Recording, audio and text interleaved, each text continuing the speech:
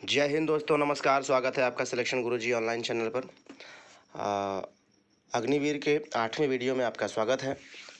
हम लोग जीके के 15 क्वेश्चन को डिस्कस कर रहे हैं। अब उन 15 क्वेश्चन के साथ साथ उसके एडिशनल फैक्ट्स की भी जानकारी हम लोग ले रहे हैं, तो इसलिए वीडियो में लास्ट तक बने रहिएगा।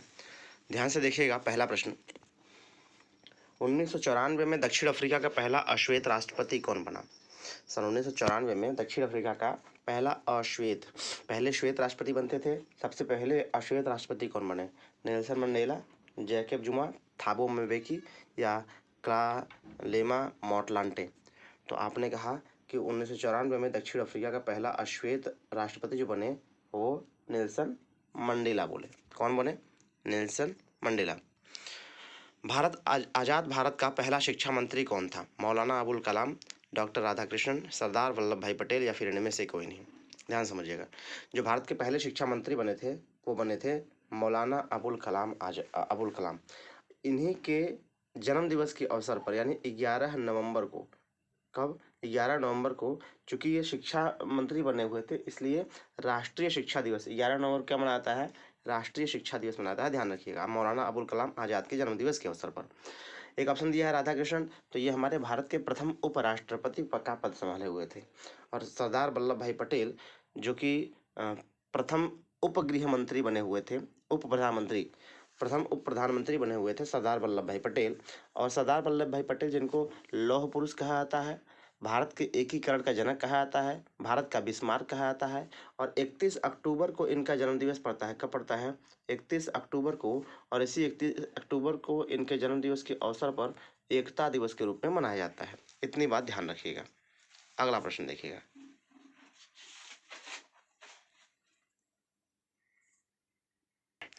अच्छा, एक बात और ध्यान रखिएगा। जो डॉक्टर राधाकृष्णन है, ये जो है भारत के प्रथम उपराष्ट्रपति थे। और इनके जन्म दिवस के अवसर पर यानी 5 सितंबर को शिक्षक दिवस मनाया जाता है।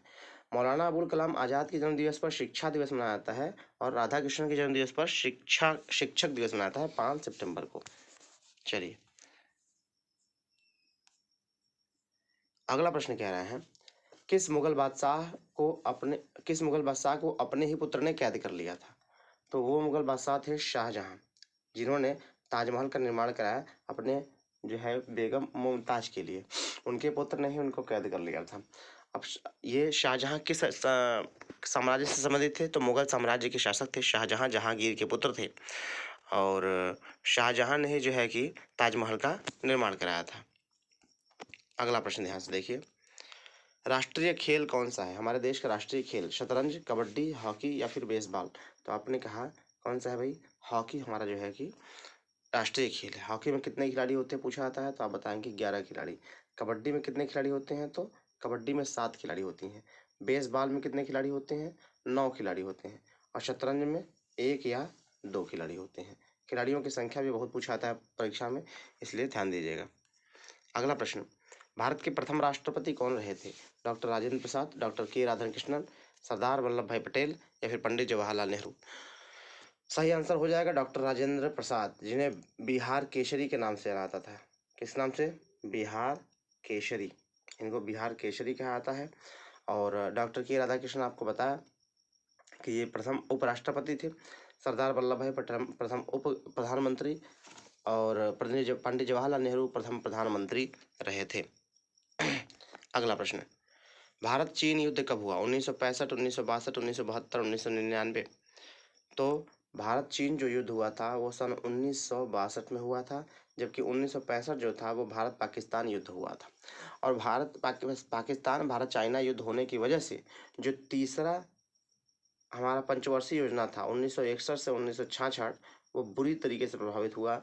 नेगेटिव में जो है कि अर्थव्यवस्था चली गई थी, जीडीपी। ठीक है, तो भारत चीन युद्ध कब हुआ? 1962 में हुआ था। अगला प्रश्न, वर्ष का सबसे लंबा दिन कौन सा होता है? 21 जून। सबसे लंबा दिन कौन सा होता है? 21 जून का दिन सबसे लंबा दिन होता है। और इसी 21 जून को राष्ट्रीय पर्यावरण दिवस मनाया जाता है। क्या मनाया जाता है? अंतर्राष्ट्रीय पर्यावरण दिवस 21 जून को मनाया जाता है। अच्छा, 21 जून को अंतर्राष्ट्रीय पर्यावरण दिवस। 5 जून को मनाया जाता है योगा दिवस। क्या मनाया जाता है? योगा दिवस मनाया जाता है। चलिए अगला प्रश्न देखते हैं। राज्यसभा को कौन भंग कर सकता है? राष्ट्रपति, राज्यपाल, उपराष्ट्रपति या फिर इनमें से कोई नहीं? तो आप सही उत्तर करेंगे कि इनमें से कोई नहीं। फ्रांस की राजधानी क्या है? मॉस्को, पेरिस, लंदन, रोम। ध्यान समझिएगा, फ्रांस की जो राजधानी है वो पेरिस हो जाती है। फ्रांस, पेरिस, और इनकी करेंसी हो जाती है यूरो। क्या हो जाती है? यूरो हो जाती है। अच्छा, एक ऑप्शन पहले दिया है मॉस्को। मॉस्को किसकी राजधानी है भाई? ये है रूस की राजधानी। किसकी? रूस की राजधानी। रूस, मॉस्को, रूबल, इसकी करेंसी हो जाएगी रूबल। लंदन किसकी राजधानी भाई? लंदन जो है यूके की राजधानी है, यानी ब्रिटेन की। यूके की राजधानी लंदन और करेंसी हो जाएगी पाउंड। एक दिया है रोम। रोम किसकी राजधानी भाई? रोम है इटली की राजधानी। इटली, रोम, यूरो, करेंसी क्या हो जाएगी? यूरो। ध्यान समझिएगा, जब भी आपको कैपिटल और करेंसी याद करनी हो साथ में याद किया करें तो जल्दी याद हो जाएगा। जैसे पहले ऑप्शन से रूस, Moscow, rouble, France, Paris, euro, और UK, London, pound, UK, London, pound, और Italy, Rome, euro, Italy, Rome, euro. चलिए अगला प्रश्न देखते हैं। प्रधानमंत्री का चुनाव होता है किसके द्वारा होता है? लोकसभा के सदस्यों द्वारा, राज्यसभा के सदस्यों द्वारा, राष्ट्रपति द्वारा या फिर उपरोक्त सभी द्वारा? ध्यान समझिएगा, जो प्रधानमंत्री का चुनाव होता है तो डायरेक्ट जनता द्वारा तो लोकसभा के सदस्यों का चुनाव होता है। वो लोकसभा के सदस्य जो होते हैं वो चुनाव करते हैं प्रधानमंत्री का। तो ऑप्शन नंबर ए, लोकसभा के सदस्यों द्वारा, सही हो जाएगा। अच्छा, लोकसभा के सदस्य की बात आई है तो भारतवर्ष में कितने लोकसभा सदस्यों की सीटें हैं? तो आप बताएंगे 552। कुल मिला कितनी है? 552। लेकिन चुनाव कितने पे होता है? 543 पे होता है। 2 लोग मनोनीत किए जाते हैं, तो कुल मिला के 545 सीटें अभी तक भरी जाती हैं। 7 सीटें अभी तक खाली है, वो एक्स्ट्रा है। तो लोकसभा सीटों की संख्या, अच्छा, सबसे ज़्यादा किस प्रदेश में है? तो आप बताएंगे उत्तर प्रदेश में है, और 80 है। लोकसभा सीटों की संख्या कितनी है? 80 है उत्तर प्रदेश में। आगे बढ़ते हैं। श्रीलंका की राजधानी क्या है? Canberra, Colombo, Sydney, Jakarta. तो श्रीलंका की राजधानी हो जाएगी कोलंबो। श्रीलंका, कोलंबो, और रुपया हो जाएगा वहाँ की करेंसी।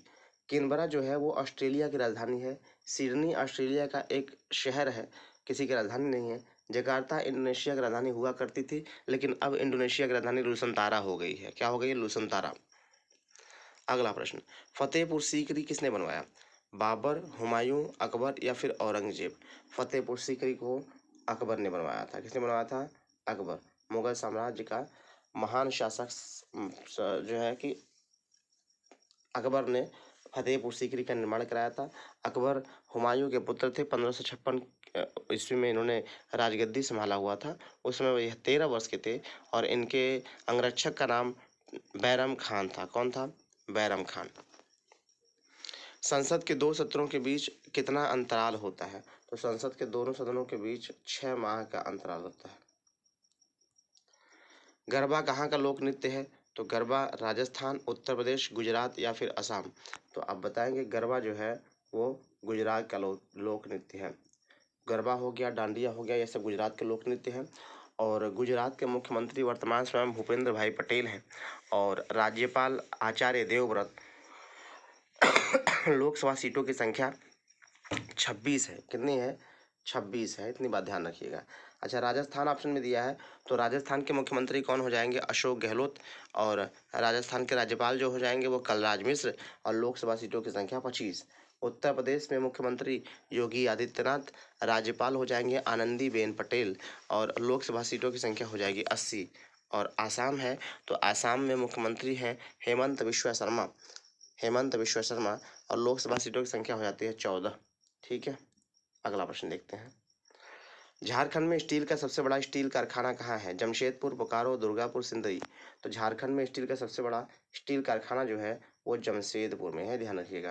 अगर झारखंड की बात आई है तो झारखंड की राजधानी क्या है? रांची। झारखंड के मुख्यमंत्री कौन है? झारखंड के मुख्यमंत्री हैं हेमंत सोरेन। कौन है भाई? हेमंत सोरेन यहाँ के मुख्यमंत्री हैं। और राज्यपाल अभी नए बने हैं सीपी राधाकृष्णन।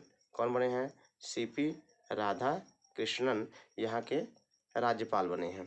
ठीक है, इसी के साथ साथ आज जो है कि हम लोगों ने जीके के महत्वपूर्ण 15 प्रश्न तथा उससे रिलेटेड एडिशनल फैक्ट्स की जानकारी देख ली है। और यदि आपको वीडियो पसंद आता है तो लाइक कीजिएगा, दोस्तों के साथ शेयर कीजिएगा। यदि चैनल पर नए हैं तो सब्सक्राइब कीजिएगा। बाकी के लिए अगले वीडियो मिलते हैं, तब तक के लिए जय हिंद, जय भारत।